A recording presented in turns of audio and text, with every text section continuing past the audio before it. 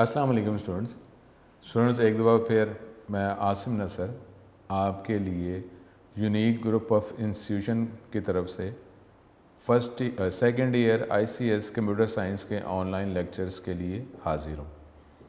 आज का lecture start करने से पहले प्रीवियस लेक्चर का ओवरव्यू। प्रीवियस लेक्चर में जो basic structure of C program जो हम डिटेल में थ्योरेटिकल लॉजिकल डिस्कस उसको इम्प्लीमेंट कर चुके हुए थे, उसमें टॉपिक प्री प्रोसेसर डायरेक्टिव को हमने डिटेल में डिस्कस किया। प्री प्रोसेसर डायरेक्टिव जो सी प्री प्रोसेसर के लिए कंपाइलिंग से पहले की हदायत होती हैं, डायरेक्टिव्स होते हैं। दो डायरेक्टिव्स हमारे सिलेबस में शामिल है, इंक्लूड और डिफ़ाइन। इसको हमने डिस्कस किया, इसका सिंटेक्स डिस्कस किया कि किस तरीके से इसको लिखा जाता है, क्या इसका सिंटेक्स है। आपको लाजमी उसी सिंटेक्स रूल को फॉलो करते हुए ही ये आपको इंस्ट्रक्शन लिखनी पड़ती हैं। अगर नहीं लिखेंगे तो एरर आएगा, कंपाइलर एरर शो करेगा। इसी सिंटेक्स के मुताबिक लिखेंगे तो इस स्टेटमेंट को कंपाइल और आगे लिंक कन्वर्ट किया जाएगा। ये हमारा लास्ट लेक्चर था और इसके बाद नेक्स्ट लेक्चर जो है, आज का लेक्चर जो है वो डिफरेंट टाइप्स ऑफ एरर्स जो आते हैं सी लैंग्वेज में उसकी कैटेगरीज़ को डिस्कस करना है। तो ये आज का लेक्चर है, जो आज के लेक्चर में इसको हम कंटिन्यू करेंगे, स्टार्ट करेंगे। और फिर सी लैंग्वेज का जो एनवायरनमेंट है, जितने डिबगिंग के फीचर्स हमें प्रोवाइड करता है, एरर को डिटेक्ट करना हो, कैसे ये सॉफ्टवेयर यूज़ करके हम एरर को जो अवेलेबल जो आ जाता है, हम तो ज़ाहिर नहीं चाहेंगे, लेकिन अगर एरर आ जाता है उसको डिटेक्ट कैसे किया जा सकता है, जो फिर बाद में एरर को सॉल्व करने के लिए हेल्पफुल होगा। तो ये पहले हम ये एरर्स, बग्स, उसकी टाइप्स, उसके बाद इसी सॉफ्टवेयर की मदद से इन एरर्स को कैसे डिटेक्ट किया जाता है, ये हम डिस्कस करेंगे आज के लेक्चर में। स्टूडेंट, आज का जो टॉपिक है जो इस लेक्चर में हमने डिस्कस करना है, ये बग या एरर और डिबगिंग ये किसे कहते हैं, इसको थ्योरेटिकली हम डिस्कस करेंगे। अब लाइफ की वर्किंग हो, जब हम प्रोग्राम बनाए जो मुख्तलिफ स्टेटमेंट्स का कम्बिनेशन होता है, तो प्रोग्राम बनाते हुए या किसी और वजह से एरर आ जाते हैं, बग आ जाते हैं, तो इस तरह इनको एरर्स को बग्स कहा जाता है। प्रोग्रामर में face different types of errors while writing source file या प्रोग्राम। इन एरर्स को बग्स कहा जाता है। अब डेफिनेटली इन बग्स को, एरर्स को हमने सॉल्व करना है, तो फिर हमारे वो स्टेप्स जो हैं प्रोग्राम को एग्जीक्यूट करने के, उन स्टेप्स को हम फिर बेटर परफॉर्म कर सकते हैं, जिसकी मदद से फिर एंड पे हमारा प्रोग्राम एग्जीक्यूट हो जाएगा। लेकिन अगर कोई एरर्स या बग्स होंगे तो हमारा प्रोग्राम एग्जीक्यूट नहीं हो सकता या प्रॉपर्ली एग्जीक्यूट नहीं होगा अगर इसमें किसी भी किस्म का एरर होगा। पार्शली एग्जीक्यूट हो गया या आंसर जो है एग्जीक्यूट ही नहीं हुआ, या आंसर जो है वो रॉन्ग डिस्प्ले कर रहा है, जो एक्सपेक्टेड आंसर है वो एक्सपेक्टेड आंसर हमें प्रोवाइड नहीं किया गया। The errors must be remove from the program. Program में से इन एरर्स को रिमूव करना पड़ता है इससे पहले कि प्रोग्राम को कंपाइल किया जाए या एग्जीक्यूट किया जाए, क्योंकि स्टेप्स में प्रॉपर रिक्वायर्ड इंस्ट्रक्शन जो प्रोग्राम बनाने के लिए रिक्वायर है वही लिखना वो रिक्वायर है। अब ये प्रोसेस जिसमें एरर्स को हम फाइंड करते हैं कि एरर जो है डेफिनेटली प्रोग्रामर प्रोग्राम लिखते हुए एरर्स खुद से तो इम्पोज नहीं करेगा, लेकिन अगर एरर जो है वो किसी प्रोग्राम की स्टेटमेंट की रिक्वायरमेंट को फॉलो प्रॉपर नहीं किया जा सका, मिसप्लेस हो गया, या कोई लॉजिकल एरर जो है प्रोग्राम की डेवलपमेंट का जो लॉजिक जो है वो बेटर नहीं बनाया जा सका, तो उसके अकॉर्डिंगली फिर वो रिप्लाई में एरर रिप्लाई कर दिया जाएगा, एरर अकर हो जाएगा। तो डेफिनेटली उन एरर को ढूंढना, डेफिनेटली एरर मूविंग के लिए पहले एरर जो है डिटेक्ट करना ये रिक्वायर है। पहले एरर को हमें पता चलेगा कि एरर क्या है, तो फिर उसके अकॉर्डिंगली वर्किंग करेंगे ना, और फिर एरर जो है रिमूव होगा। तो इस प्रोसेस को कंबाइनली डिबगिंग कहा जाता है। कि एरर को डिटेक्ट करना, फाइंड करना और उसके बाद रिमूव करना। जो डिफरेंट टाइप्स ऑफ एरर्स या बग्स, जो इसकी कैटेगरीज़ जो सी लैंग्वेज के एनवायरनमेंट में जो हमें फेस करने पड़ते हैं, तो वो बग्स एरर्स की क्या कैटेगरीज़ हैं उसको हम डिस्कस करते हैं। 3 तरह की कैटेगरीज़ हैं, टाइप्स ऑफ एरर्स हैं जो हमें फेस करने पड़ते हैं, या वो एरर जो है वो एरर हमें आ जाते हैं। डेफिनेटली हम खुद से तो प्रोग्रामर कोई नहीं करेगा, लेकिन कोई भी रीज़न हो सकती है जिसकी वजह से जो एरर आ जाएगा। उसकी कैटेगरीज ये 3 ही होती हैं, और वो कैटेगरीज़ क्या हैं? सिंटैक्स एरर्स, लॉजिकल एरर्स और रन टाइम एरर्स। हम इन 3 एरर्स को हम 1 बाय 1 जो है डिस्कस करते हैं। सिंटैक्स एरर, ये तो हम बात पहले ही कर चुके हुए कि जब भी हम वर्किंग करते हैं तो किसी भी एनवायरनमेंट में वर्किंग करने के रूल्स होते हैं। जिस तरीके से अब ये ऑनलाइन लेक्चर्स हैं, ऑनलाइन लेक्चर्स की भी टाइमिंग है कि लेक्चर स्टार्ट कब होगा, लेक्चर एंड कब होता है। लेकिन वो लेक्चर जो है, अब वो लेक्चर जो है कोशिश तो की जाती है कि प्रॉपर टाइम पे लेक्चर ख़त्म हो जाए ताकि ये लेक्चर जो है प्रॉपर रिकॉर्ड हो। ये सारे स्टेप्स हैं। पहले लेक्चर जो है उसको लॉजिकली बनाया जाएगा, फिर अगर आप प्रेजेंटेशन की बात करें वो, फिर टाइम स्केड्यूल जो है वो रखा जाएगा, हार्डवेयर सॉफ्टवेयर रिक्वायर होगा।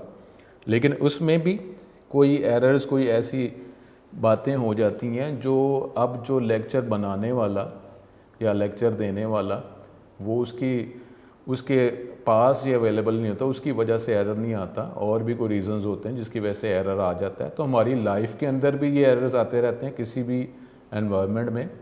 तो अब जो है उनको सॉल्व करना वो भी इस एनवायरनमेंट का पार्ट होता है। और अब ये अगर प्रोग्राम लिखते हैं, सी लैंग्वेज के एनवायरनमेंट में प्रोग्राम लिखते हैं, तो उसमें भी डिफरेंट एरर्स आ सकते हैं। तो कैटेगरीज, सबसे पहले अब सी लैंग्वेज के प्रोग्राम में जो हम स्टेटमेंट्स, हमें पहले तो ये लॉजिकली ये देखना है ना कि वो स्टेटमेंट जो है, जो प्रॉब्लम हमने प्रोग्राम बनाना है, तो कौन सी स्टेटमेंट्स को यूज़ करके वो प्रोग्राम बनेगा। पहले तो ये लॉजिकली हमने देखना है। उसके बाद जो भी स्टेटमेंट हम यूज़ करेंगे, वो स्टेटमेंट को यूज़ करने की या उसकी रिक्वायरमेंट है, आपको वो रिक्वायरमेंट जो है वो स्टेटमेंट को यूज़ करते हुए रिक्वायरमेंट को फॉलो करना पड़ेगा। जिस तरह हम ये मैथ में अंडर रूट की बात कर रहे थे, तो अंडर रूट में आपको कोई वैल्यू पैरामीटर तो प्रोवाइड करना है ना। अब वो वैल्यू पैरामीटर जो है वो 1 है, 2 पैरामीटर, 3 पैरामीटर कितने प्रोवाइड करने हैं, वो हमारे पास इंटीजर फॉर्म होगा, रियल फॉर्म होगा, फ्लोटिंग पॉइंट होगा। ये सारे जो हैं ये उसके सिंटेक्स के रूल के पार्ट हैं। अब इसी तरीके से सी लैंग्वेज के एनवायरनमेंट में जितनी भी स्टेटमेंट्स लिखेंगे तो स्टेटमेंट के कुछ रूल्स होंगे। जिस तरह अभी हमने प्रिंट एफ इस्तेमाल किया है, तो प्रिंट एफ जो है वो किस लिए होता है? प्रिंट करने के लिए। लेकिन प्रिंट करने के लिए आप कोई ये वैल्यू पैरामीटर प्रोवाइड करेंगे ना कि प्रिंट क्या करना है। आपने प्रोवाइड ही नहीं किया प्रिंट क्या करना है, तो आप प्रिंट की स्टेटमेंट यूज़ कर रहे हैं, तो प्रिंट करना क्या है। तो ये जो है, जो एरर जो हैं उसका जो सिंटेक्स है, अगर आप सिंटेक्स को फॉलो करते हुए स्टेटमेंट नहीं लिखेंगे या स्टेटमेंट के आर्गुमेंट प्रोवाइड नहीं करेंगे, तो ये सिंटेक्स एरर जो है उसकी वजह बनेगा। तो ये है हमारे पास पहले इसकी कैटेगरी, सिंटेक्स एरर। नॉर्मली ये सिंटेक्स एरर जो है, सिंटेक्स का मतलब rules, refers to the spelling and grammars और rules of the programming language, या उसकी स्टेटमेंट्स के जो स्पेलिंग मिस्टेक, ग्रामर मिस्टेक या रूल्स जो हैं जो स्टेटमेंट को यूज़ करते हुए आप रूल फॉलो नहीं करते, तो ये सिंटेक्स एरर वजह बनती है। कंप्यूटर्स आर इनफ्लेक्सिबल मशीन, यानी हमारा जो भी एनवायरनमेंट होता है डेफिनेटली कुछ रूल्स को फॉलो करके ही एनवायरनमेंट बना होता है।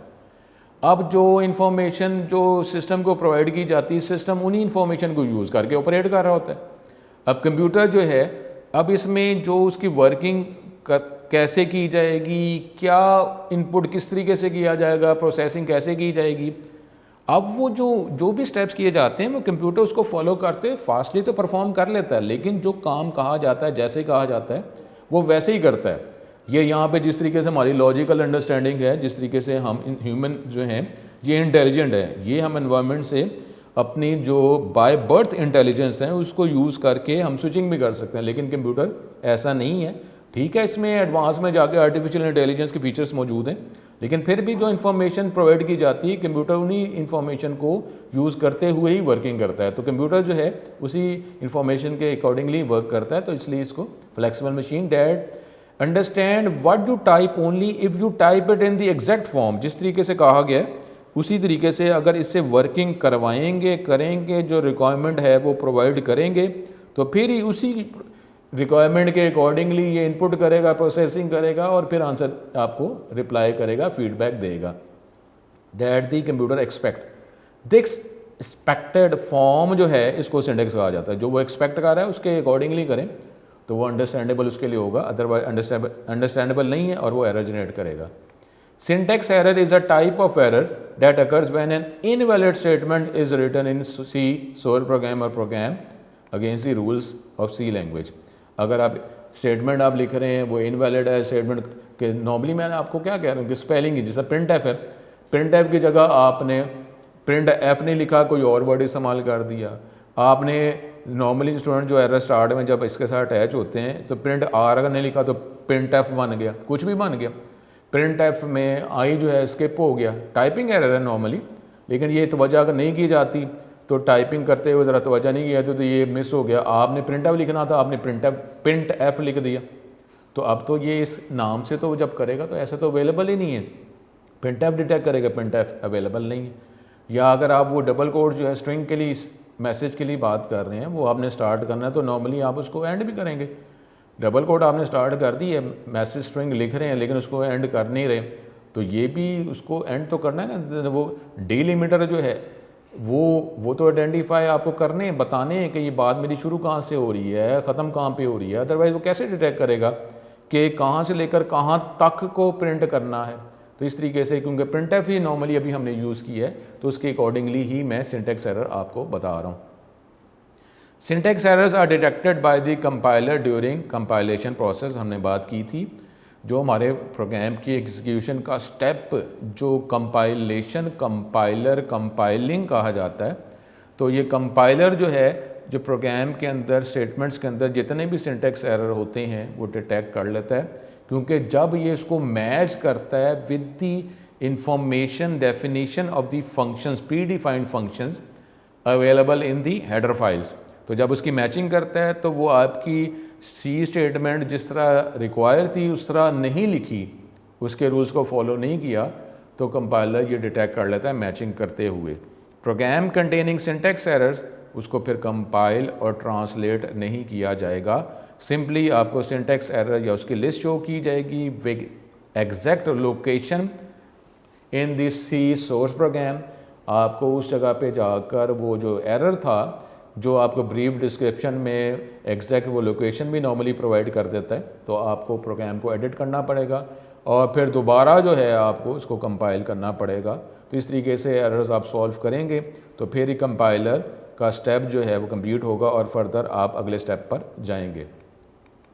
इसमें हमारे पास while writing a C program there can be many causes of syntax error, कुछ हम इसको डिस्कस कर रहे हैं और फिर जिस तरीके से ये एनवायरनमेंट हम यूज़ करते रहेंगे तो हमें पता चलता रहेगा। हमारे जितना वर्किंग अभी बेसिक स्ट्रक्चर में हमने पढ़ी है, तो नॉर्मली आपको कहा है कि सी लैंग्वेज में जितनी भी स्टेटमेंट्स आप लिखते हैं, नॉर्मली कहा है, ऑल द टाइम नहीं, लेकिन ज़्यादातर जो है सी लैंग्वेज की जो स्टेटमेंट्स हैं वो एक वर्ड, सेमीकोलन या स्टेटमेंट टर्मिनेटर जो है वो उस पे एंड होती है। तो अब सेमीकोलन या स्टेटमेंट टर्मिनेटर नॉर्मली हर स्टेटमेंट के एंड पे लगाना है।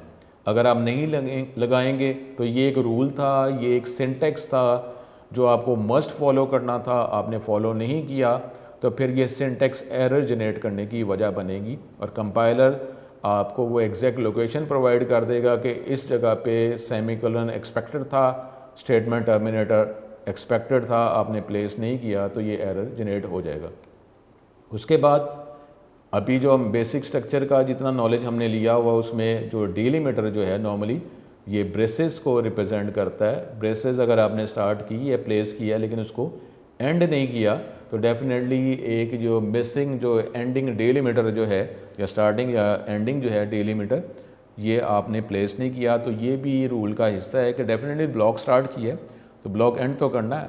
जिस तरह हमने बात की कि ये कंप्यूटर सिस्टम जो है इनफ्लेक्सिबल भी है, तो उसमें जो अब ब्लॉक को रिप्रेजेंट करना है तो ब्लॉक जो है वो कहीं से शुरू होगा, कहीं पे ख़त्म होगा। तो कंप्यूटर कैसे आइडेंटिफाई करे कि ब्लॉक अगर शुरू करने की बात की है, ब्लॉक आपने ख़त्म किया ही नहीं है, स्पेसिफाई नहीं किया, तो वो कहाँ से खुद डिटेक्ट करता है फिर है कि ब्लॉक ख़त्म कहाँ पे हुआ है। तो इस तरीके से ये भी सिंटैक्स एरर की रीज़न हो सकती है।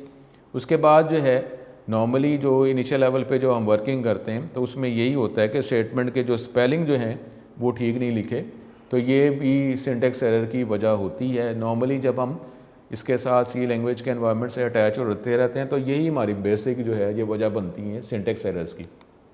उसके बाद ये तो अभी हम वर्किंग अभी की नहीं है, लेकिन यहाँ पे जब हम वर्किंग करेंगे तो एक वेरिएबल जो है जब हम बनाएंगे, डेफिनेटली हमने जब इनपुट प्रोसेस आउटपुट करना होता है तो उसमें वेरिएबल्स तो हमें रिक्वायर ही होते हैं जिनकी वैल्यू चेंज होती रहती है। तो वेरिएबल जो है वो आपने वेरिएबल डिक्लेयर नहीं किया, बनाया ही नहीं है और आपने यूज़ करना शुरू कर दिया। तो नॉर्मली इसमें भी वेरिएबल के नामों का ही, स्पेलिंग का ही मसला होता है कि आपने वेरिएबल का नाम सपोज़ अगर मैथ के हवाले से बात कर रहे हैं तो मैथ के मार्क्स मैथ के वेरिएबल में मैथ रखा या मैथ्स रखा, तो उसके हवाले से आपने इसको इग्नोर कर दिया, तो एक जगह आपने मैथ रखा है तो अगर मैथ्स यूज़ कर रहे हैं या मैथ्स रखा हुआ है तो मैथ यूज़ कर रहे हैं, तो स्पेलिंग जो है वो इसकी रीज़न बनती है, स्पेलिंग मिस्टेक।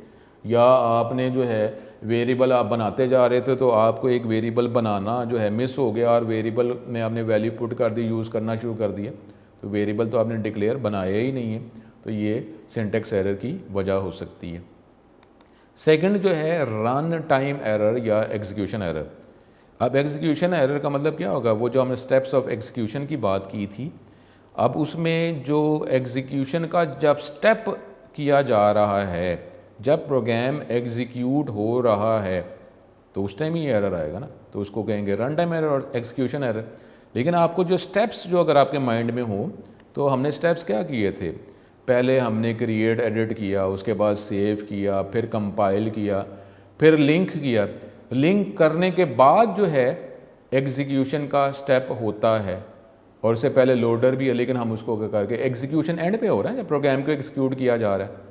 इसका मतलब पहले सारे स्टेप्स जो है परफॉर्म हो गए हैं, परफॉर्म कर दिए गए हैं। तो इसका मतलब है कि ये जो रन टाइम एरर, जो एग्जीक्यूशन एरर है, ये जो अभी हमने बात सिंटैक्स एरर की थी उसके बाद ही होगा ना, क्योंकि सिंटैक्स एरर कौन डिटेक्ट कर लेता है, कंपाइलर। और ये कंपाइलर का जो कंपाइल करने का कंपाइलेशन का स्टेप जो है एग्जीक्यूशन से पहले होता है ना।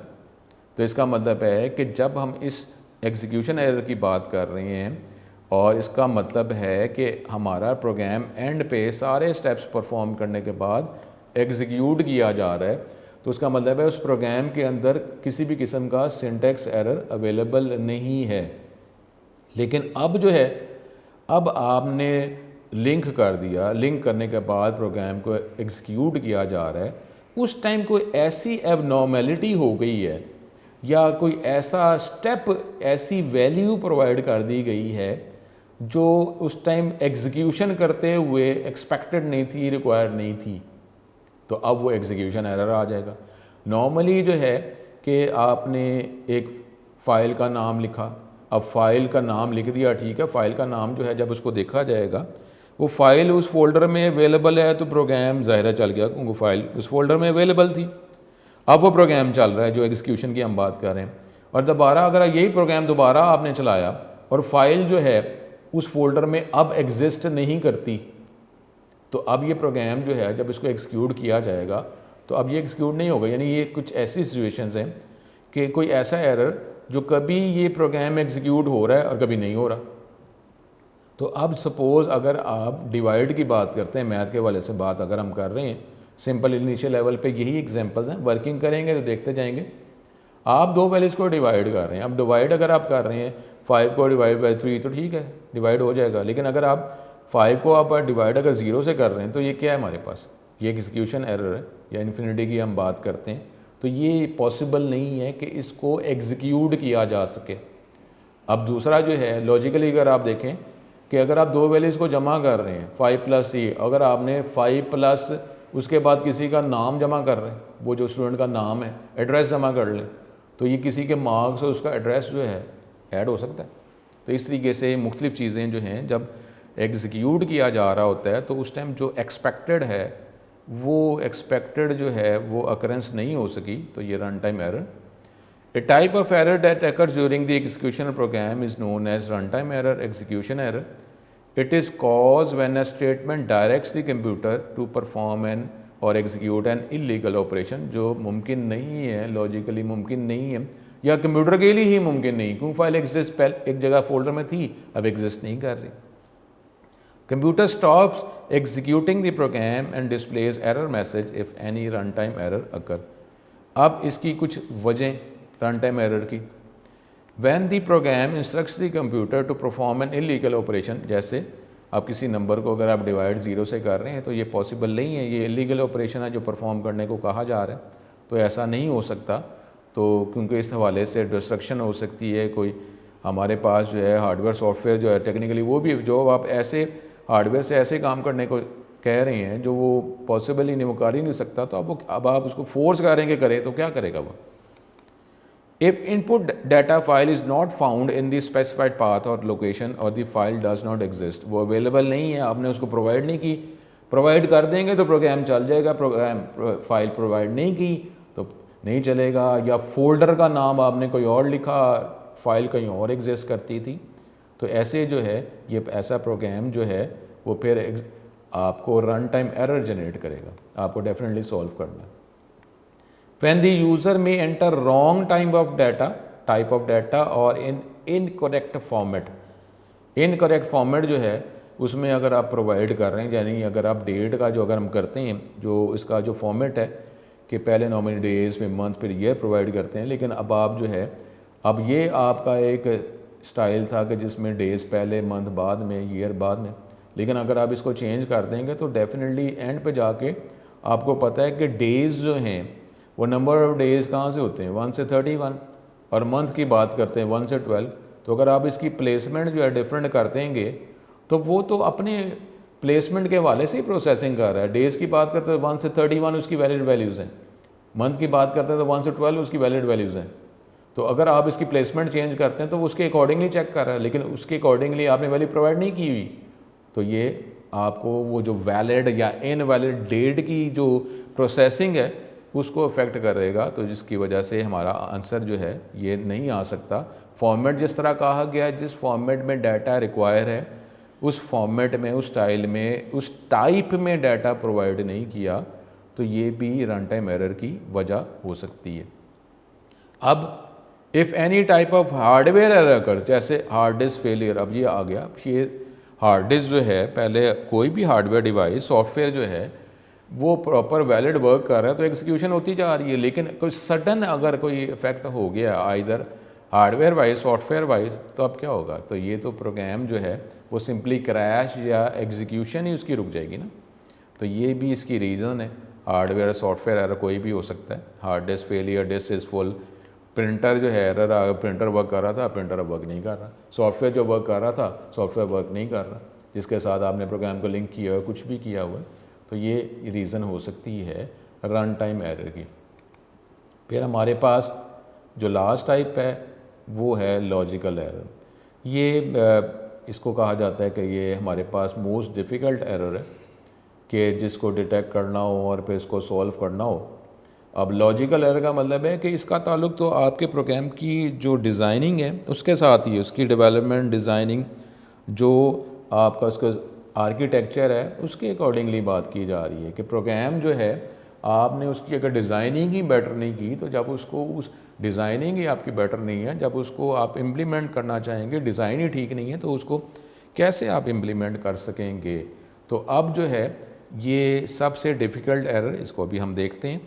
ए type of error that occurs due to wrong और poor logic of the programmer और the wrong sequence of instructions, या तो प्रोग्रामर का प्रोग्राम बनाने का लॉजिक जो है, जो डेवलपमेंट आर्किटेक्चर को जिसने फॉलो करना था वही उसने फॉलो नहीं किया, या प्रोग्राम की स्टेटमेंट्स जो हैं, program is a combination of different instruction statements, लेकिन उसका सीक्वेंस जो है वो आपने डिस्टर्ब कर दिया, तो फिर ये कोई लॉजिक प्रॉपर तो नहीं बना। जिस तरीके से अगर आपने कॉलेज में आने की बात अगर करते हैं तो कॉलेज में आने से पहले जो है, एकेडमी में आने से पहले जो है कि डेफिनेटली आप ड्रेसिंग की बात करते हैं, बुक्स जो है आप डिटेक्ट करते हैं, बैग प्रॉपर्ली जो है उसको मैनेज करते हैं, फिर कन्वेंस को यूज़ करते हुए आप अपनी एकेडमी कॉलेज तक पहुंचते हैं। अब ये डिफरेंट स्टेप्स हैं, लेकिन अगर आप स्टेप्स का सीक्वेंस चेंज कर देते हैं कि हम कॉलेज एकेडमी पहले आ जाते हैं, उसके बाद फिर हम देख रहे हैं कि हमारा ड्रेस ठीक है कि नहीं ठीक है। अब कॉलेज तो आप आ चुके हुए हैं, अब वो जो स्टेप्स है ड्रेस चेंज करने का, देखने का, वो तो कॉलेज आने से पहले करना था। अब कॉलेज एकेडमी आप आ गए हैं, अब आप अपना ड्रेस देख रहे हैं, तो आप क्या करेंगे? स्टेप्स तो वही हैं, लेकिन स्टेप्स का सीक्वेंस चेंज कर दिया, तो ये भी एक लॉजिकल एरर होता है। इसी तरीके से सोर्स कोड या प्रोग्राम में इंस्ट्रक्शंस जो हैं, वो इंस्ट्रक्शंस जो रिक्वायर थी डेवलपमेंट के लिए चाहिए थी, आपने क्या वही यूज़ किए, और दूसरा उसका सीक्वेंस जो रिक्वायर था कि आपने वो स्टेटमेंट उसी सीक्वेंस में प्लेस किए हैं। तो ये दोनों ही वजह हो सकती हैं लॉजिकल एरर की। तो स्टेटमेंट भी जो रिक्वायर है वही हो और सेम सीक्वेंस में। तो अगर रॉन्ग लॉजिक या पुअर लॉजिक या डेवलपमेंट आपने डिज़ाइनिंग ठीक नहीं की, या रॉन्ग सीक्वेंस ऑफ इंस्ट्रक्शंस के अकॉर्डिंगली आपने प्रोग्राम बना दिया, उसको इम्प्लीमेंट करना चाह रहे हैं, तो अब इसमें क्या होगा? अब ये अगर अपने प्रोग्राम के हवाले से हम बात करेंगे, ये जो सी के सोर्स प्रोग्राम की बात कर रहे हैं, तो उसने चेक क्या करना है? उसने वो सिंटैक्स एरर चेक करना है। सिंटैक्स एरर ठीक है, अगर रन टाइम एरर नहीं है, तो वो तो लॉजिकली जो है, अब आप लॉजिक ही आप गलत दे रहे हैं, तो वो अगर पॉसिबल है उसको एग्जीक्यूट कर सकता है, तो वो उसने एग्जीक्यूट कर देना है। लेकिन अब क्या है कि जो आपकी डेवलपमेंट ही, डिज़ाइनिंग ही ठीक नहीं हुई है, तो उसने कोई चीज़ अगर बना दी है, प्रोग्राम बना दिया है, बिल्डिंग बना दी है, अब बिल्डिंग में भी बन गई है, प्रोग्राम बन गया, लेकिन वो हमें जो रिक्वायर्ड जो एफिशिएंसी जो है वो नहीं मिलेगी। आंसर जो है अनएक्सपेक्टेड हो जाएगा, रॉन्ग आंसर आ जाएगा। तो अब जो है हम समझ रहे हैं कि आंसर आ गया, तो आंसर जो है नॉर्मली हम उसको आउटपुट एंड की बात करते हैं, लास्ट एंड की बात करते हैं, इन्फॉर्मेशन एंड की बात करते हैं। तो हम कह रहे हैं ठीक है आंसर आ गया। अब वो आंसर पे अगर हमने गौर नहीं किया, अगर हमें मैनुअल वर्किंग का अंदाज़ा नहीं है, नॉर्मली आपको पता है कि फर्स्ट ईयर के वाले से पता था, SDLC की हम बात करते हैं, तो जब भी कोई डेवलपमेंट के बाद उस एनवायरनमेंट को चेक किया जाता है कि सारे फेजेस जो हैं उसके अकॉर्डिंगली ही काम कर रहे हैं। टेस्टिंग फेज़ होता है, प्रोग्राम डेवलपमेंट में टेस्टिंग फेज़ होता है, तो उसमें चेक किया जाता है कि जो भी एक सिनेरियो है उसकी नोन वैल्यूज़, नोन आंसर को चेक किया जाता है प्रोग्राम को यूज़ करते हुए कि ये वैल्यूज़ हैं और इसका मुझे आंसर पता है। तो जब ये प्रोग्राम के अंदर, कोडिंग के अंदर यही वैल्यूज़ दी जा रही हैं, तो मेरा प्रोग्राम भी सेम ही आंसर दे रहा है जो हमें पता था। तो इस तरीके से sample data, original data provide किया जाता है। टेस्टिंग डिफरेंट फेजेज़ हैं, उसके अकॉर्डिंगली चेक किया जाता है, और फिर वो सॉफ्टवेयर जो मैच्योर होता है उसके बाद उसको इम्प्लीमेंट किया जाता है। तो इस तरीके से यहाँ पे भी यही है कि अगर वो एग्जीक्यूट हो सकता है तो उसने स्टेटमेंट को एग्जीक्यूट कर देना है। आंसर हमें गलत आ गया, रॉन्ग आंसर आ गया, अब डिटेक्ट नहीं कर सके तो हमने कहा आंसर आ गया। अगर हमने उसको मज़ीद अपने सिस्टम का पार्ट बना दिया तो ये जो एरर जो है वो तो सिस्टम में प्रिवेल ही करता रहेगा।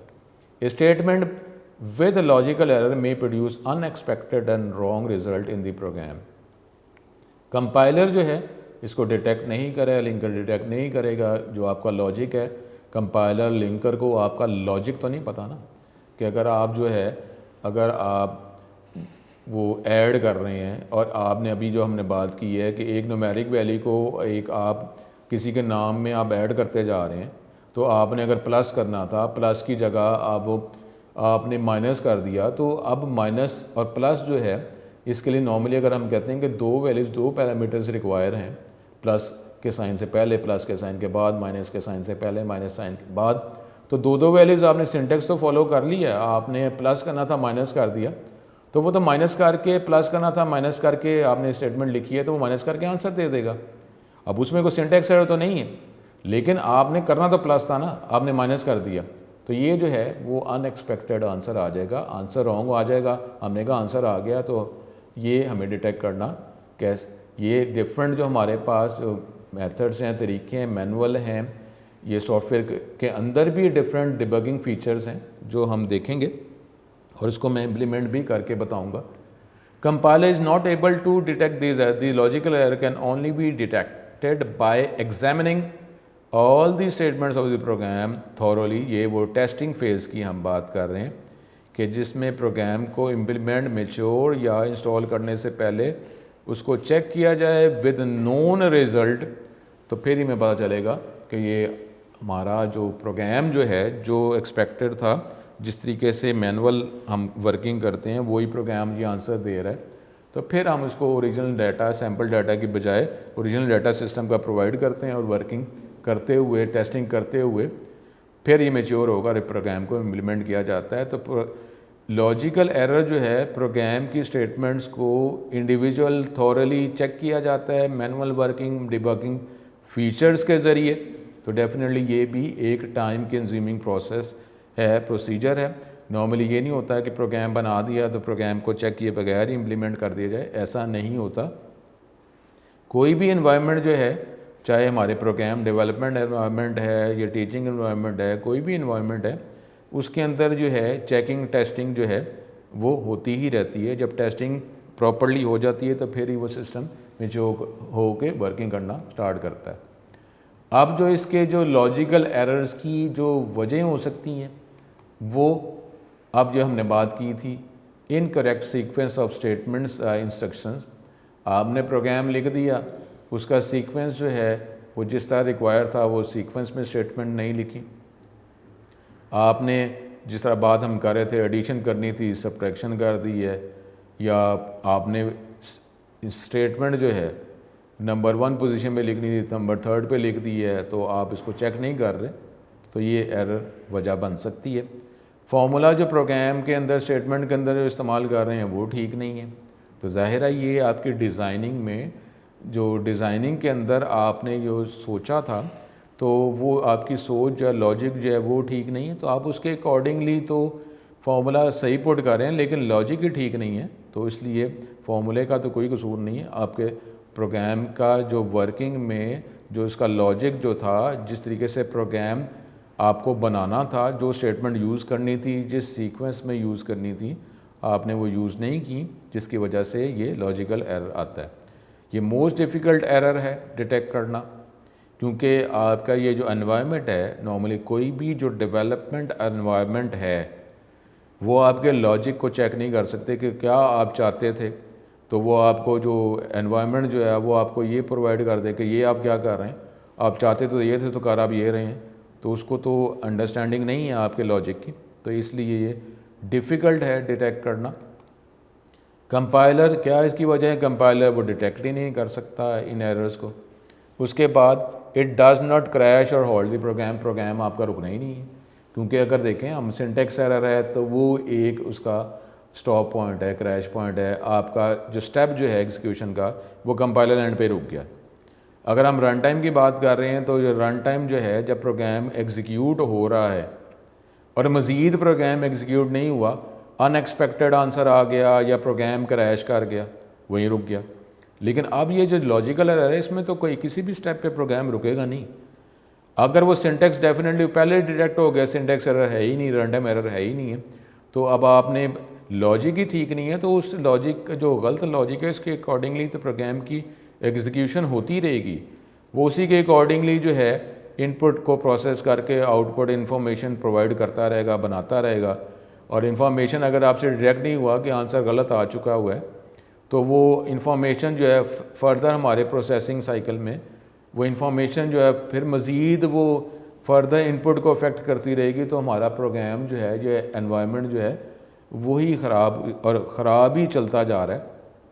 तो ये भी एक वजह है कि इसने प्रोग्राम को होल्ड या क्रैश करना ही नहीं है। अब इसके लिए जो डेवलपर जो है उसको पूरी स्टेटमेंट जो है, सी की पूरी स्टेटमेंट, प्रोग्राम की सारी स्टेटमेंट्स को रिव्यू करना पड़ेगा, देखना पड़ेगा कि जी कौन सी लाइन जो है वो जो इस लॉजिकल एरर की वजह बनी है। अब उसमें या सीक्वेंस है तो वो सीक्वेंस डिटेक्ट कर सकता है कि ये प्रोग्राम की ये स्टेटमेंट सी, तो मुझे स्टेटमेंट तो मैंने ठीक लिख ली है, लेकिन ओहो ये मैंने स्टेटमेंट जो है इस लाइन इस जगह पे लिखनी थी, मैंने इस जगह पे लिख ली।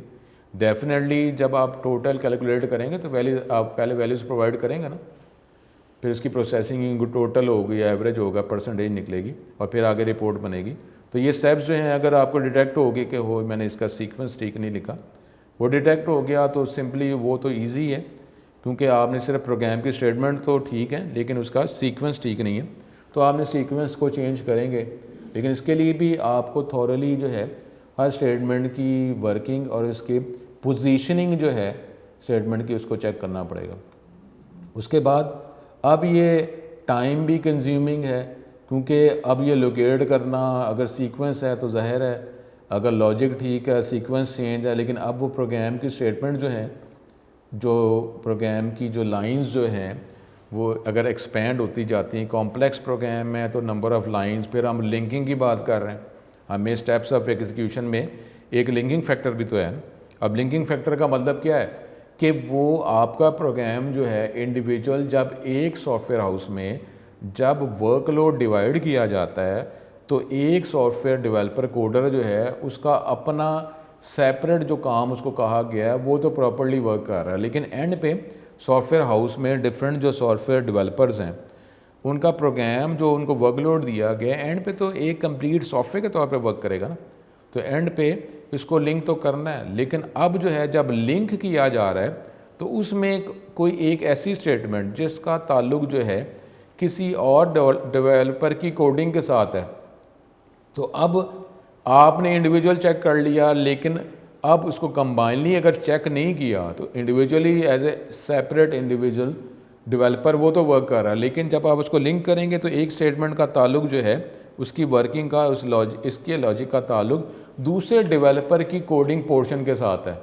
तो ये भी एक टाइम कंज्यूमिंग है। अगर जब हमारा प्रोग्राम जो है उसकी लेंथ इंक्रीज़ हो जाती है, डिफरेंट डेवलपर्स काम कर रहे हैं, तो कई दफ़ा होता है सॉफ्टवेयर हाउस में कि इंडिविजुअल पोर्शन चल रहा है लेकिन जब उसको कंबाइन करते हैं, अब कंबाइन करते हुए प्रॉब्लम आ जाता है वो डेवलप जो है वो करने के लिए सॉफ्टवेयर, क्योंकि आपको कंबाइन नहीं एज ए सॉफ्टवेयर आपको जो क्लाइंट है उसको प्रोवाइड करना है। तो अब इंडिविजुअल वो चल रहा है, अब कंबाइन करते हैं एरर आ रहा है, तो अब कंबाइन करते हैं एरर आ तो मे भी हो सकता है किसी एक सॉफ्टवेयर डेवलपर की जो हमारे पास कोडिंग है अब उसको चेंज करना पड़ जाए।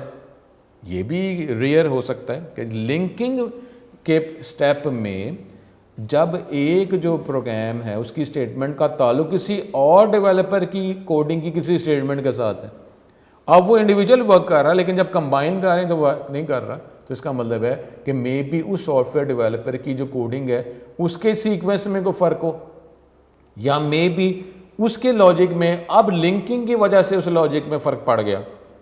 ये भी रेयरली हो सकता है। तो एंड पे जब सॉफ्टवेयर हाउस में सिर्फ इंडिविजुअली नहीं कंबाइन करके टेस्टिंग में, इंडिविजुअल टेस्टिंग ही नहीं जिस तरह हमने बात फर्स्ट टाइम में की थी कि हमने उसको सिर्फ मॉड्यूलर टेस्टिंग ही नहीं करनी बल्कि उसकी as a system whole system भी चेकिंग करनी है। तो फिर जो है, लेकिन हमारे सेकेंड ईयर ले ICS के अंदर ये हमारे पास ये डिफरेंट सॉफ्टवेयर डेवलपर्स की जो वर्किंग का जो एनवायरनमेंट है उसकी इम्प्लीमेंटेशन सेकेंड ईयर में नहीं है। ये अगर आप प्रोजेक्ट की बात करते हैं जिसमें डिफरेंट जो डेवलपर्स जो हैं जो कंबाइनली काम करते हैं, जो प्रोजेक्ट की बात करते हैं, ये अब नेक्स्ट डिग्री के अंदर जाके जब प्रोजेक्ट मिलेंगे, जब आपको एज ए टीम काम करना पड़ेगा एज ए डेवलपर्स, तो वहाँ पे ये वर्किंग होगी, इस सेकेंड ईयर ICS में नहीं है। तो ये हमारे पास जो है ये आज का लेक्चर जिसको हमने डिस्कस किया, ये एरर्स, एरर की टाइप और उसको डिटेल में डिस्कस किया। नेक्स्ट लेक्चर में जो C लैंग्वेज का जो वर्जन हम यूज़ कर रहे हैं वर्जन 3, उसके अंदर भी ये डिबगिंग के फीचर सॉफ्टवेयर ही हमें प्रोवाइड करता है, बजाय इसके इसको मैनुअल चेक किया जाए। सॉफ्टवेयर के अंदर डिफरेंट कमांड्स ऑप्शंस अवेलेबल हैं, आप अपने C लैंग्वेज के प्रोग्राम को इस डिबगिंग फीचर्स के ज़रिए प्रोग्राम के अंदर जो एरर्स हैं उसको डिटेक्ट कर सकते हैं। डिटेक्ट अगर हो जाता है, एरर डिटेक्ट हो जाए तो फिर आसान ही होता है कि डिटेक्ट हो जाए तो फिर उसको सॉल्व हम कर सकते हैं अगर हमारे पास उसको सॉल्व करने की अंडरस्टैंडिंग मौजूद है। तो कम से कम ये जो C लैंग्वेज का जो वर्जन है ये डिबगिंग फीचर से आपको एरर को डिटेक्ट करने में हेल्प प्रोवाइड कर देता है। हेल्प हो जाएगी, प्रोवाइड हो जाएगी, तो डेफिनेटली अब मेरे पास नॉलेज है तो मैं उस एरर को सॉल्व कर दूंगा। तो ये नेक्स्ट लेक्चर में हम देखेंगे। उसके बाद जो है इंशाल्लाह ताला ये C लैंग्वेज के ये एनवायरनमेंट को यूज़ करते हुए ये चैप्टर 8 में जितनी हमने वर्किंग की है तो हम इसको देखेंगे। इंशाल्लाह दोबारा मुलाकात होगी। अस्सलाम वालेकुम।